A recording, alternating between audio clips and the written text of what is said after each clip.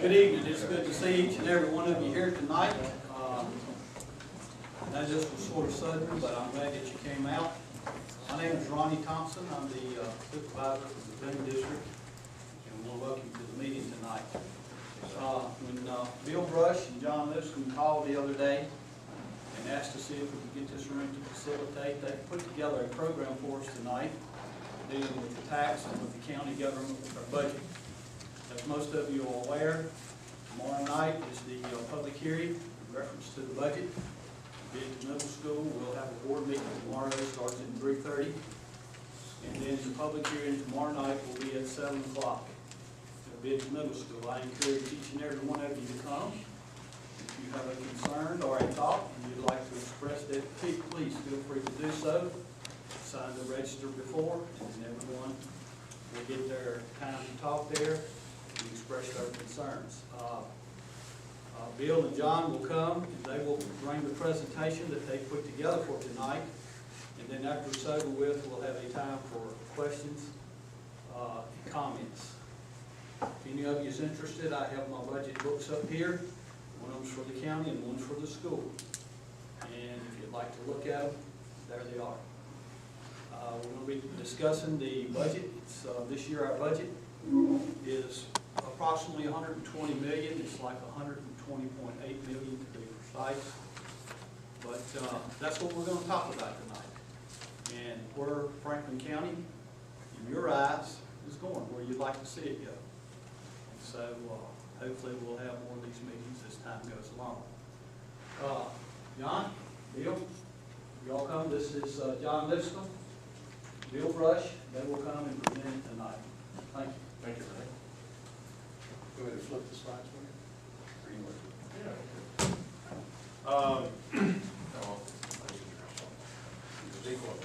I'm ready. Bill and I have a similar problem. We're both engineers. And as an engineer, when we hear something, we like to figure out why it is. That's why we're in engineering. Nature of the beast. And when I came down here to Virginia, I decided to get a little bit more active in politics. And in talking to various groups, Tea Party people, church members and neighbors and friends, a whole bunch of other people, I kept hearing about this budget problem, taxation problem. And so I decided to look into it and see what I could find out. And a lot of people were complaining that there wasn't a whole lot of information available, especially on the school board budget. So in digging for more information and trying to find more people that knew more about it, I ran into Bill, and Bill and I got our heads together and realized we had kind of a common interest here and started digging down to see if we could find out what the true facts were saying. And that's what resulted in this presentation. And we don't have a bias, I will tell you that up front. This is not a biased, at least hopefully it's not a biased presentation. I love education. I think education is wonderful, and I think that the school system should be funded. I think the teachers should get what they need to perform and keep them here in this system. All we're trying to do is figure out where the problems are for the sole purpose of saying if you got a problem, there's almost always a solution for it. Let's find the solution. So given that, I want to first kind of set your expectations and tell you that you're going to learn about some of the current issues that are going on, and then we're going to tell you how they can be fixed, at least in our opinion, how they can be fixed, in the opinion of others that we've talked to. And then the most important thing here is what you individually can do about it when we get finished with this presentation. Does that make sense? Yes. Okay. Nobody's walked out, so I guess I'm doing okay so far. And the big problem here that we're talking about is taxes and county management.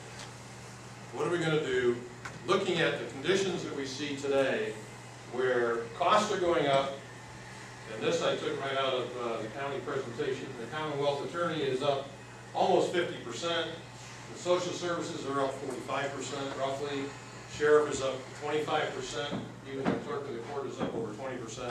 And of course the school board costs are going up and other costs are going up. It's a fact of life. County's growing, services are growing, you need more money. The other problem we're facing in particular now, though, is that revenues are going down. And revenues are basically from two sources: the outside revenues, which are federal and state funds, and I'm sure you're all aware of the fact that some of the federal government funds that used to come into the state are being cut back, and some of the state funds that used to come into the county are being cut back. And at the same time, the county revenues are shrinking because of lost property values, etc. So when this happens, typically, costs go up, revenues go down. What does the county do? Higher taxes, right? You can't let the county go without being funded to provide the services that you need.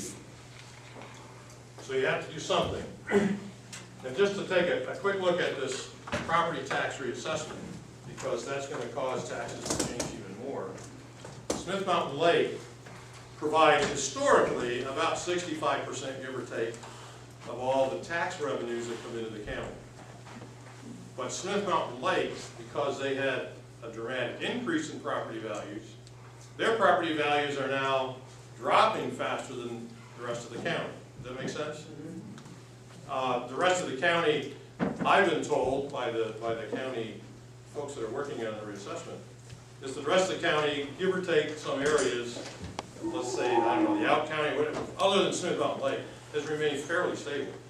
Smith Mountain Lake has gone down because of the reassessment. They had found that the values are going to go down roughly 20%.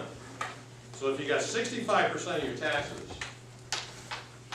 and the property value, which of course taxes are the tax rate times the property value. Property value goes down, you end up with less taxes. And that will end up in about a 13% drop to the county just due to the change in property values in Smith Mountain Lake. So what the county needs to do is get those revenues back up by raising the tax rate, okay? When they raise the tax rate, it will take those lower property values in Smith Mountain Lake and allow them to collect more taxes from them. But guess what it does to all the rest of the property in the county? Goes up too. All those taxes are going to go up too.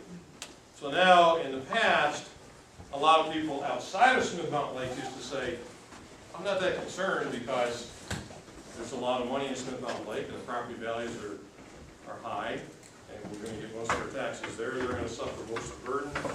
Not that big a problem. It is now becoming a problem countywide, or let's say an issue problem, an issue countywide. So therefore, we're looking at higher taxes. What do we do about it?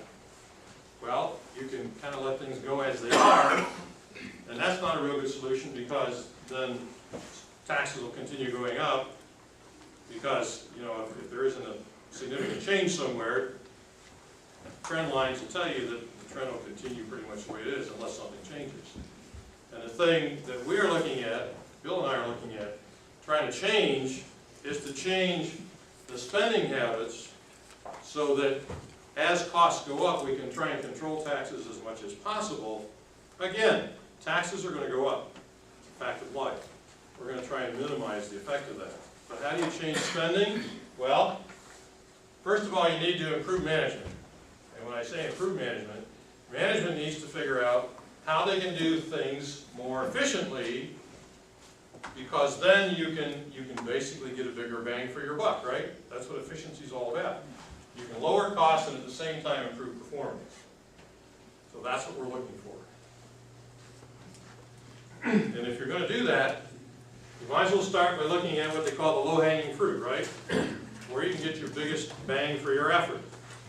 So we go to the county budget, and for those of you who haven't seen or haven't read this slide, would it make sense to start over in here somewhere? Looking for improvements? No, because you might find a great improvement, but so what? It's not that big a chunk of money. Obviously, we're looking over here at the school board, which you can't read this, but it says 64.34% of the county budget is going to the schools. So obviously that's the biggest chunk. That's where you would tend to look to try and improve the efficiencies to get the biggest bang for your effort.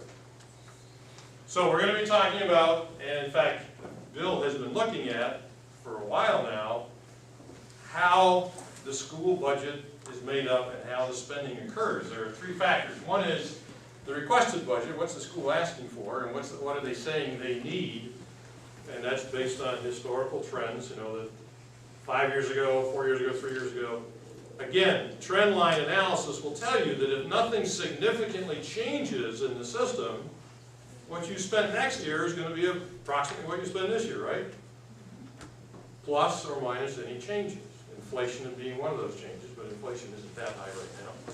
So we're going to look at the budget numbers, then we're going to look at the funding numbers, what is the school board actually given for dollars, and what do they end up actually spending. And this is where a lot of the confusion lies in the people that we talk to, the people that I talk to. There seems to be some confusion and not a whole lot of readily available information from the county or the school board as to why they're asking for what and what they're doing with their money. So that's where Bill decided to get into the numbers and say, let's take a look at the actual data. And I know one gentleman in here said, and I'm sure a lot of you have thought of this, and that is that you can make numbers say just about anything, right? A lot of you have heard that. Yes. And that's true. That's the analysis part. See, in order to do that, you first got to get the data, and if you get true and accurate data, and then you do a true analysis, then you will get the truth as to what's happening. So that's what Bill did, and I'm going to let Bill take over and show you some of the things he got that he found. And this is a picture of Bill that obviously I'm sure you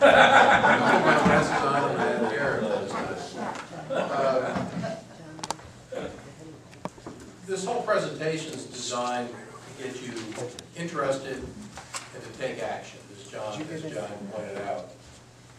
What I'm going to show you next are numbers, and numbers are what numbers are. The analysis really isn't complete at this point in time, but from living in Franklin County for the past 9 years, having attended, I used to be a junkie, attended board of supervisors meetings every third Tuesday at 1:30, and watched what happened. It didn't happen. It happened with previous administrations, and it's still somewhat with this administration. We have a budget process that's contentious.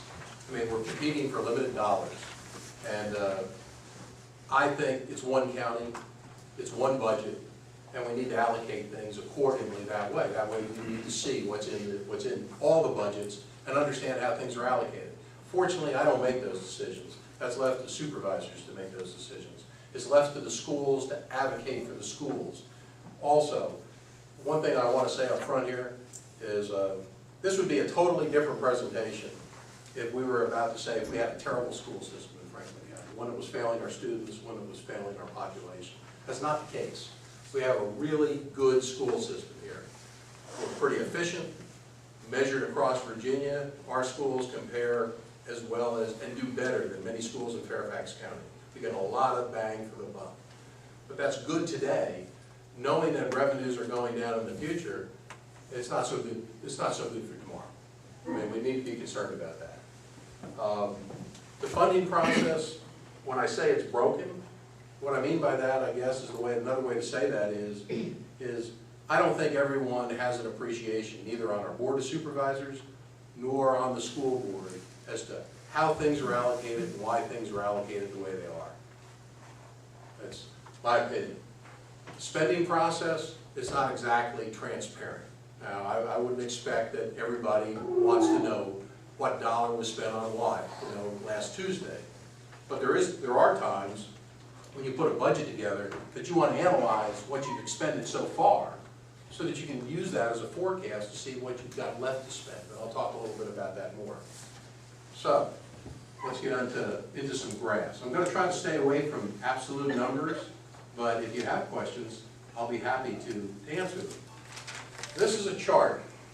On the bottom, the blue line, is our student population growth. It's pretty relatively flat in Franklin County. Okay? We see about 7,200 students, let's just say that, without pre-K and so forth. Student growth, the cost, has gone up. Inflation's not in this number, but inflation's about 30%. So take 30% out of that over this last decade, and that's what you're looking at, growth. Why is that? Well, you know, we've got this wonderful program called No Child Left Behind. Good program, good idea, new name for Title I funding, but it's got extensive reporting requirements. There's a whole host of things that cost money. You gotta spend money to get federal money. But I think that curve, although it's bent in the last year, it's bent not because the county's not been investing in the schools, it's bent downward because the state and the federal government aren't investing to the same degree that they've invested in schools in the past. That's a challenge for Dr. Lackey, it's a challenge for the school board. There's no doubt about it. They have to do more with less. And they raised the standards this just last year on what they expect our students to achieve. So let me give you an idea here. There's some four columns on this chart. And the blue column is what John referred to as the requested budget. This is what the school board puts together. They sit down, they interview their teachers, they interview their staff, they look at the problems, they try to forecast as best they can, and they come in and they say, in 2007 and 8, I think I need a budget of just less than $81 million. Well, the Board of Supervisors, who doesn't necessarily have all the money in the world to fund, they're limited, you know, we only tax people so much, they make a decision to fund it something less than that. And in 2007 and 2008, they funded quite a bit less. But you'll notice that as the school year went on, more revenues came in than what were forecasted or what was asked for in the budget. And that's a combination of things. Some of it sometimes is when you put a budget together, anybody that's done this, you tend to be conservative on your estimate for revenues. You want to be a little underestimate your revenues and possibly overestimate your expenditures just a little bit, because you need a cushion to manage from any budget. I mean, if the schools came in and said, I want to put $2 million over here and I'll only use it if I need to, I have a lot of faith in the Board of Supervisors that they would look at that $2 million and say, that's mine, and take it. So you can't do things this way. That's just the way the process works. There's nothing illegal, unethical about this. It's just the way it happens. And then, so revenues come in and they have to be reappropriated to the school board by the Board of Supervisors. And then the final column here is what was actually expended, you know, for that year based on revenues. And you'll see a trend here, and that's the reason for the graph. You see school budgets going up, and now you see them dropping off. Well, that's a function of federal and state funding that's beginning to hit here.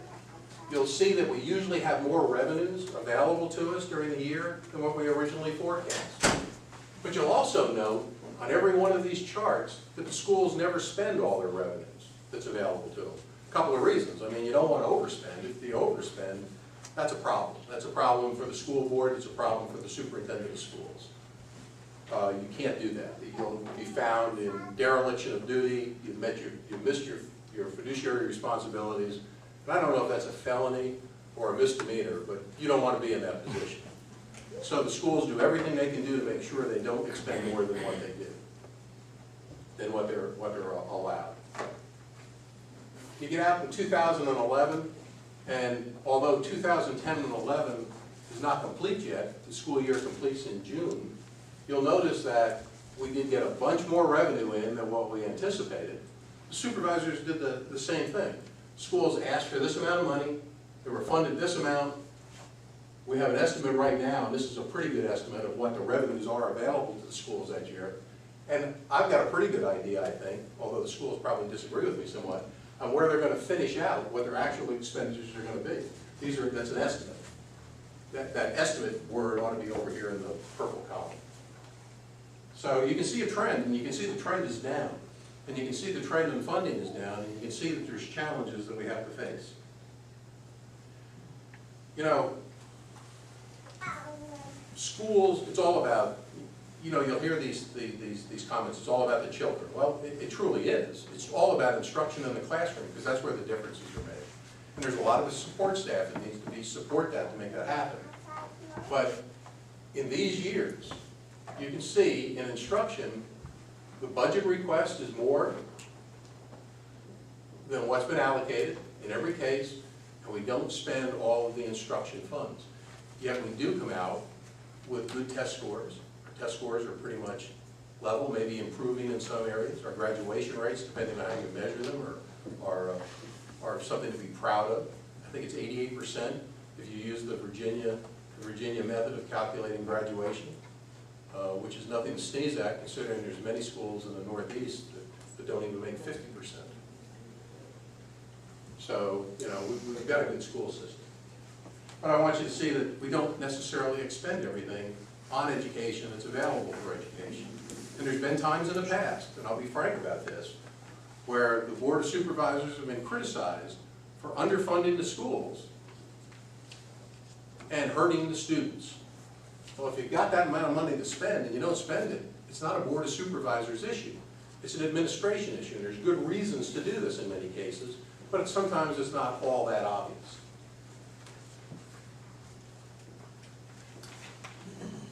One of the things when I looked at the budget, and Leland Mitchell's here, Leland's a friend, and Leland asked me a year ago to look into the school budget. He said, could you look at this and tell me what you think of it? And he asked Bill Wells, who's sitting here in the audience too, the other young fella, and said, could you look at this and explain what this budget is? And both of us separately, but at the same time, came together with the same answer. This budget's strange. It's not something that I've seen before. I see that what you were given the last year. I see what's being requested this year, but I see no record of expenditures. I don't know how much of what we gave you last year has been expended. I don't know how much more you're going to expend of it when you finish the year. So I'd like to know that, because looking at an expenditure history really tells you a lot about where you're going. This particular budget is not much different than the previous year's budget, and the process is not much different than the previous year's budget, in that the budget request is based upon what we call level funding, what we were provided in terms of funding last year, or what was available, and what we need this year with some adjustments for differences, either up or down. But there, again, in this budget, there really isn't any analysis of the expenditure of funds. And I think that's critical. And also in this budget, it's not apparent, you know, there's a footnote where the number of students, when you go back into the budget, you find the number of students we're talking about. I think ADM has been, average daily membership is forecast to be 7,060 students. That doesn't include pre-K or adult education or some other stuff.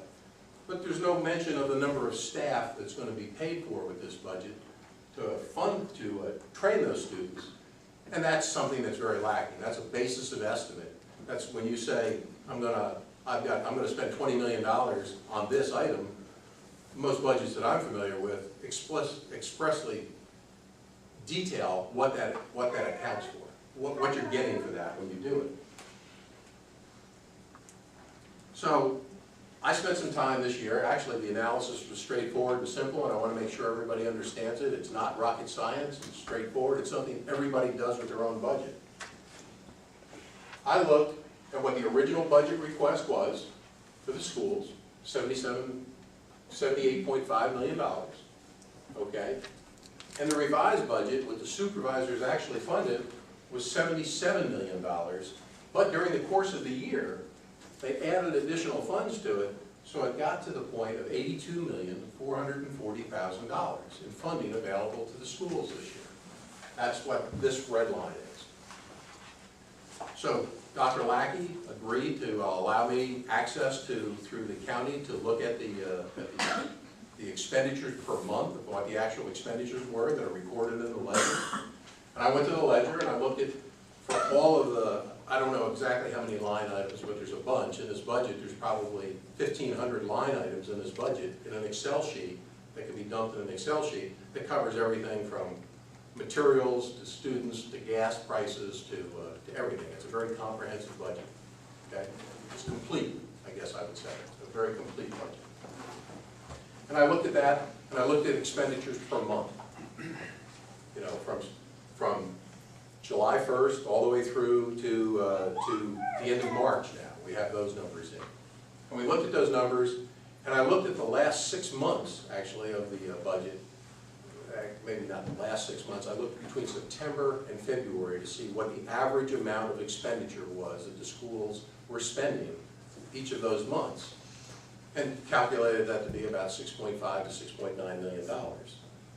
So if we knew what we spent to date, and we think we know what the spending pattern is for the last 6 months, if you take that average and multiply it times 4, I came up with, this is what I think it's going to take to complete the budget. In other words, how much money is yet to be expended through into the end of June.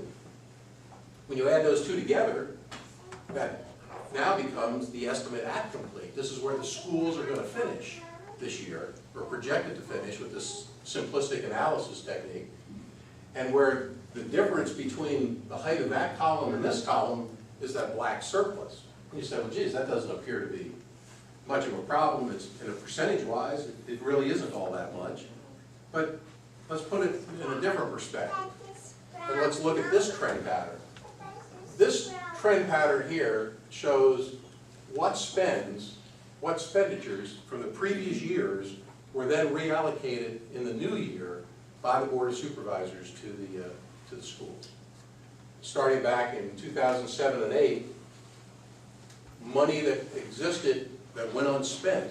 You know, I'm not saying it recklessly went unspent, it wasn't needed or it wasn't spent. In the 2006 and 7 year, amounted to about $2.5 million. That became appropriated to the schools in this school year. And that's what this moves to. Last year, for instance, you can see the trend has been going up. Last year, where the red line is going to, amounts to $1.5 million. After the schools made a decision to stop spending because there was a threat of having to return federal dollars, state dollars, and possibly even county dollars, because the General Assembly last year was short on funds. They were trying to balance state budgets. And so the schools stopped spending, and at the end of the year, they didn't spend all the county funds that were allotted to them. That amounts to about $1.5 million. Now, the supervisors didn't know that when they approved the budget. We're going to approve a budget before this month finishes. We have to, by law, approve the school budget by the 1st of May. It'll be approved, there'll be a budget approved at the, what is it, the 27th? Meeting on the 27th, the supervisors have to make that heady decision. Yeah, a week from tomorrow. And last year, they didn't know that there was going to be this amount of unspent dollars available or carried forward. And the schools, the superintendent, not the superintendent, the supervisors said, hey, we've got to support our schools. They've lost state funding, and the federal funding, although it hasn't gone down, it's only temporary, a lot of it's stimulus. So the supervisors debated whether or not to raise taxes by 3 cents, or 2 cents, or 1 cent, and they settled on a 2-cent increase. Well, a 2-cent property tax increase raises about $1.4 million. My contention is, if we had known that, the supervisors had known that in April, and not found out about it in September of that year, we probably wouldn't have raised taxes. We would have said, geez, there's enough money that's unspent to be able to be allocated to the schools so that they're fully funded and can execute their budget. This year, and there's a debate between this, because the uncertainty in that estimate that I showed you is I don't know exactly how they're actually going to spend those dollars until the end of the year.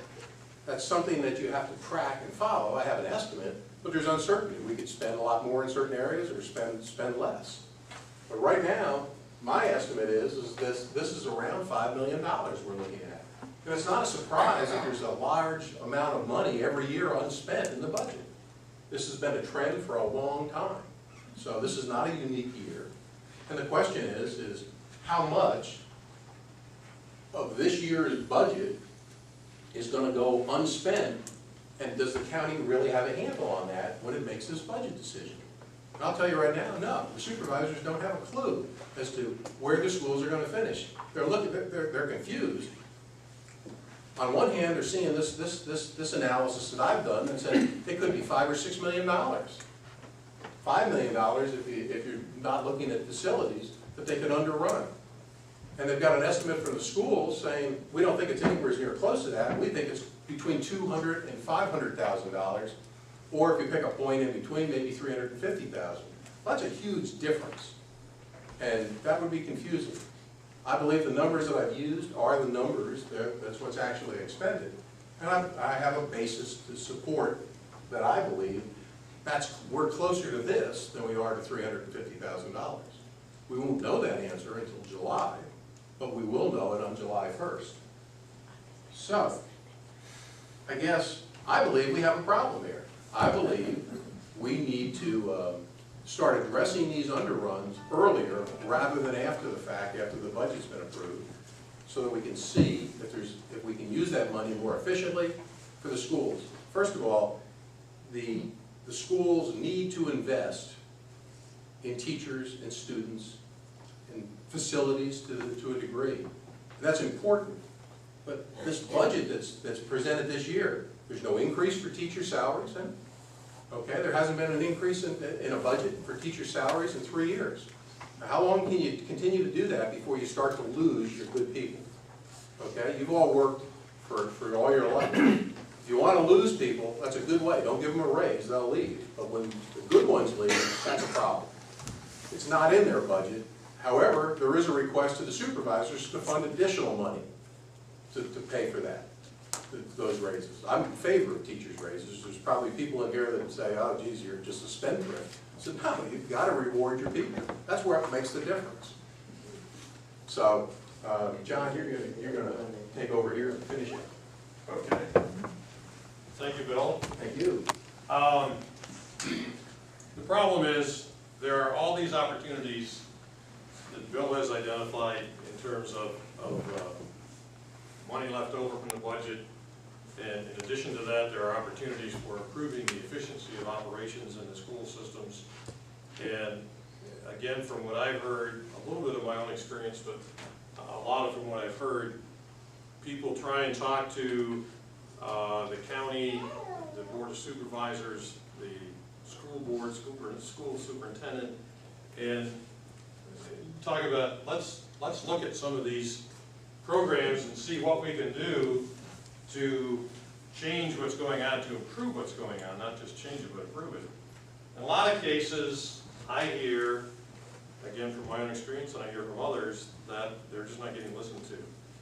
And it's a shame because, as Bill said, I don't think anybody, certainly nobody that we've come in contact with, thinks that the school board is doing bad. In fact, most people think it's doing quite well, as I think. But our concern is that unless we do something, start doing something different and start getting more professional, start getting more involved in good practices, that this is going to get out of hand fast. So I've identified areas where we have issues, and then I've identified areas as to how these can be addressed, and I want to see if you agree with us. First of all, we have voter concerns. Again, funding shortages, tax increases, and budget transparency. In particular, like I mentioned earlier in the presentation, in particular, one of my concerns is these rather, I don't want to pick the wrong word for it, but let's say unprofessional budget battles where there are people that are managing this county that will tell you, I really don't know what's going on here in this budget. And there's no need for that. There's absolutely no need for that whatsoever. We should clarify, use the same set of numbers, and all be talking about the same thing, so that everybody can understand. The county itself is frustrated with, again, with growing costs. One of the big frustrations that I've heard from some of the county supervisors is that the school board approaches them with a budget, they get budget approval ultimately at whatever level, and then the school board comes back in and says, well, you know, I found this money and I want to use it for this, and I found this money, I want to use it for that. I found it.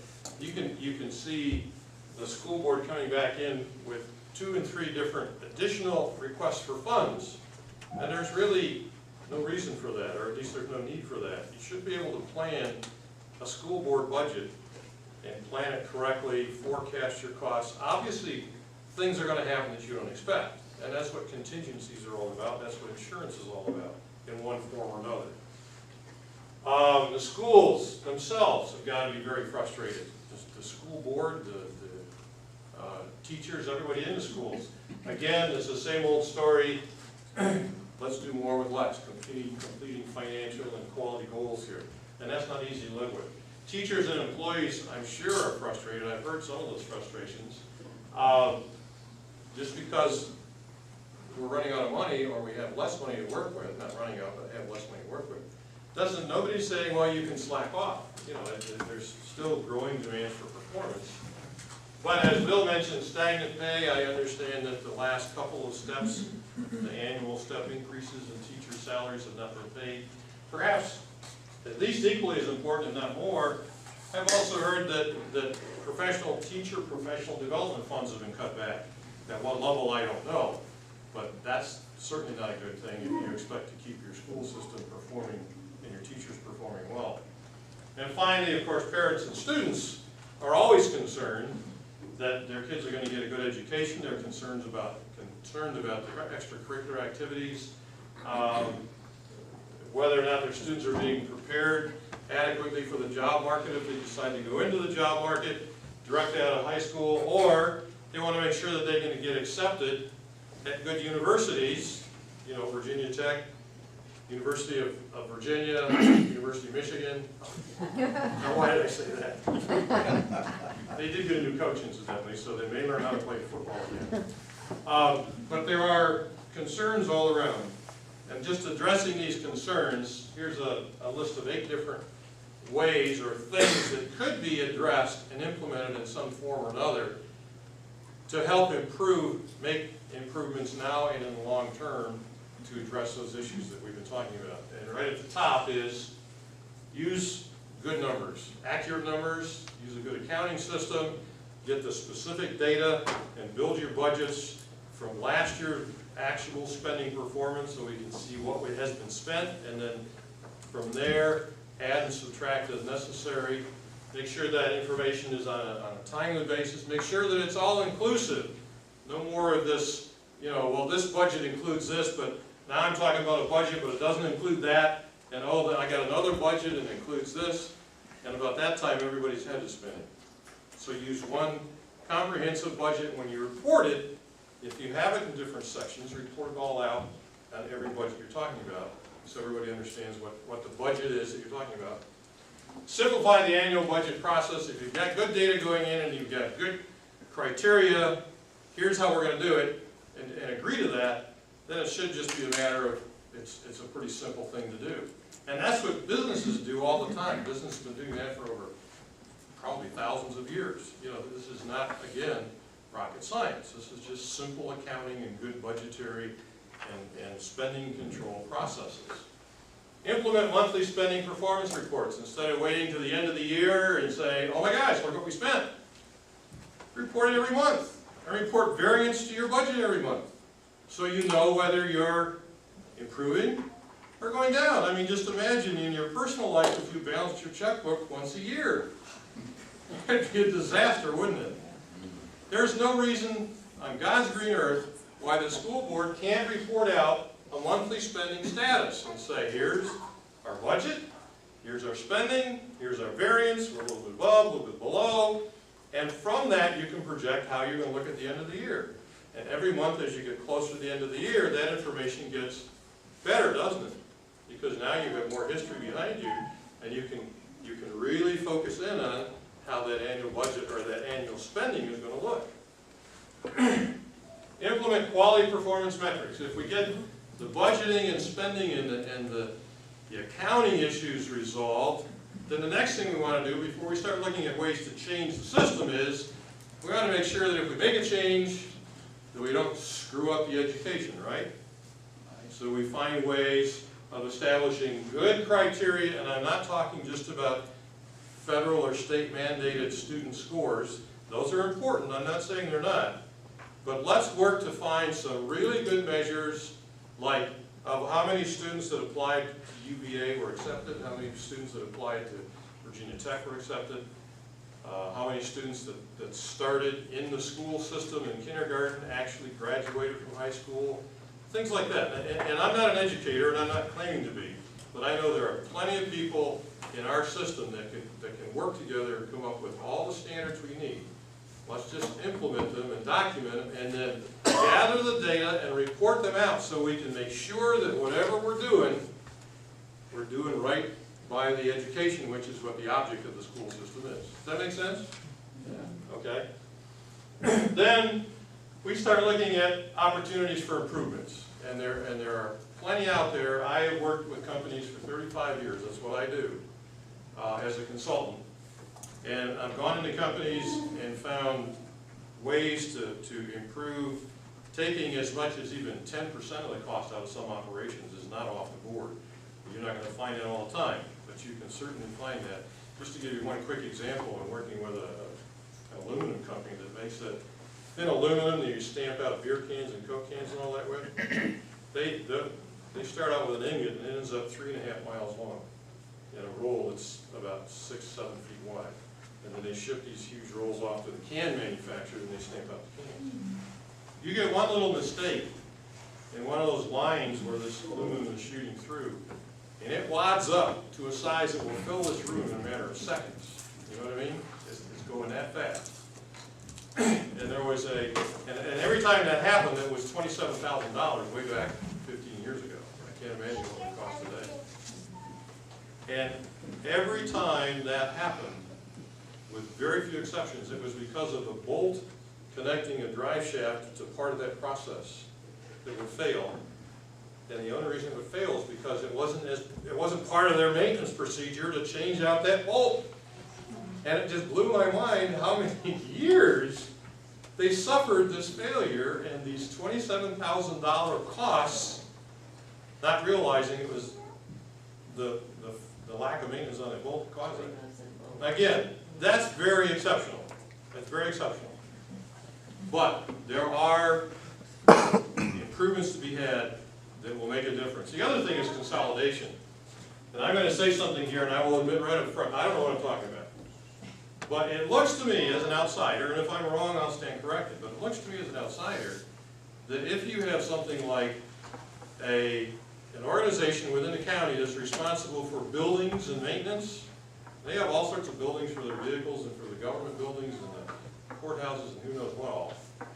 And you have that same organization in the school system that's responsible for building schools, of which there are numerous. Why not put them together? Likewise with vehicles.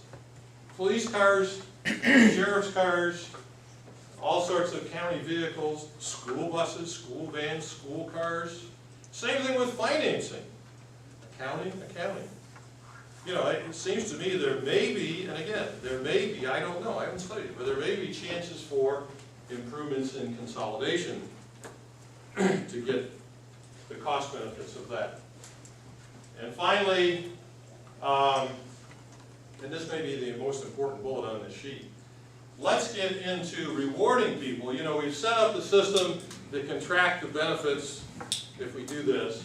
We've set up a system to make sure that our quality isn't slipping if we do this. We've set up a system to start looking for improvements if we do this. Now we're talking, the only other thing left is motivation, right? How do we get people to actually buy into this? Well, let's implement some bonus and pay for performance programs that say that, for example, the bonus, if you put together a team of teachers and employees or managers, whatever, and they make an improvement, it's worth $15,000, $20,000, $30,000 a year or more. Cost share it. Give half of it or some percentage. Half sounds like a good percentage to me. Back to the county, because it's money saved, and give the other half, distribute that to the team that found that improvement.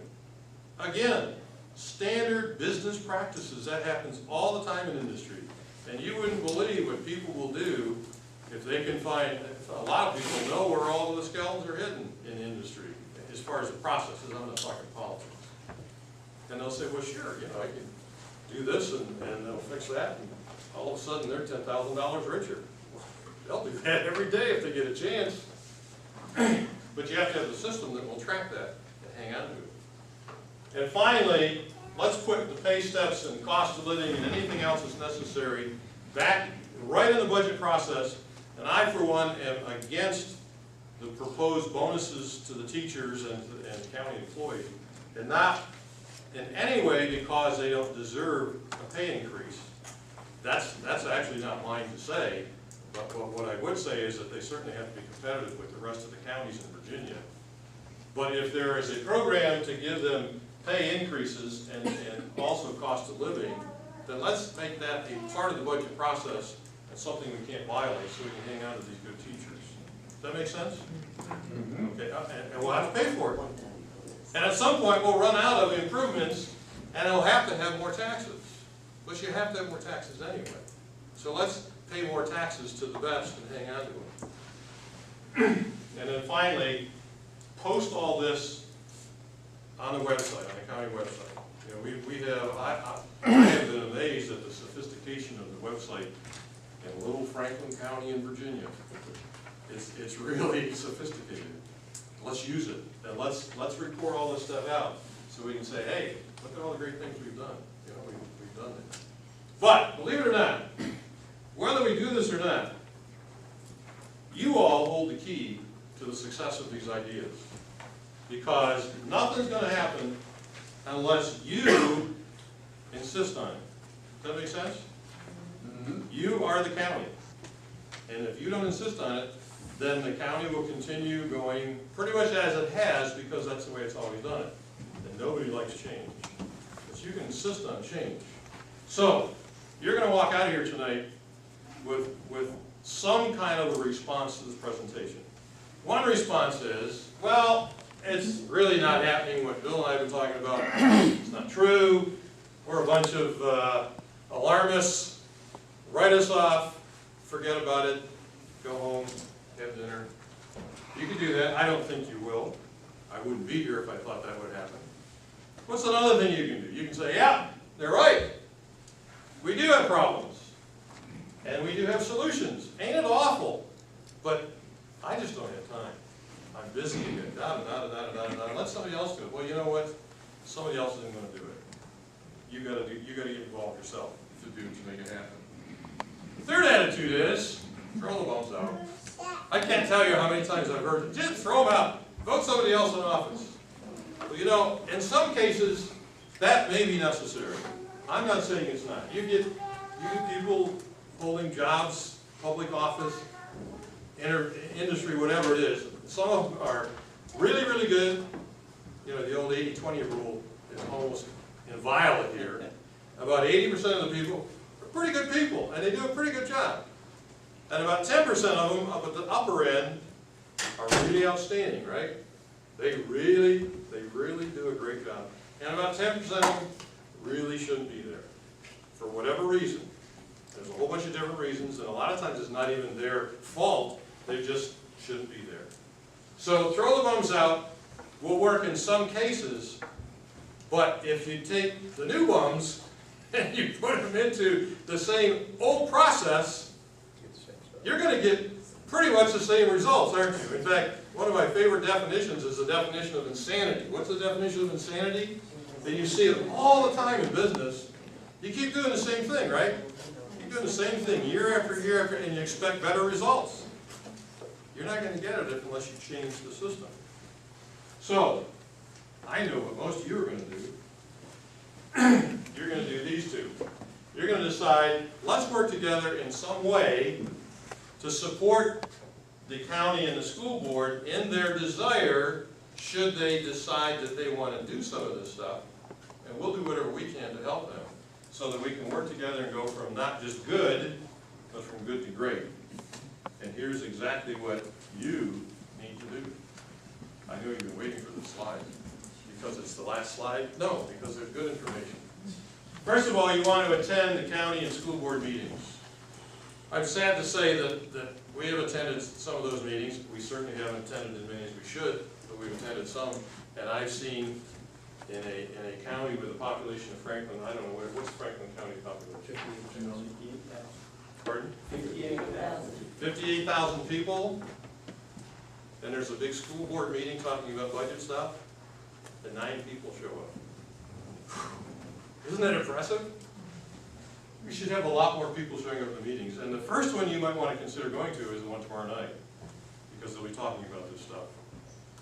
Also, call, email, write, urge the school board, the board of supervisors, all of the people that have power to change these things to use some of these ideas we've been talking about tonight.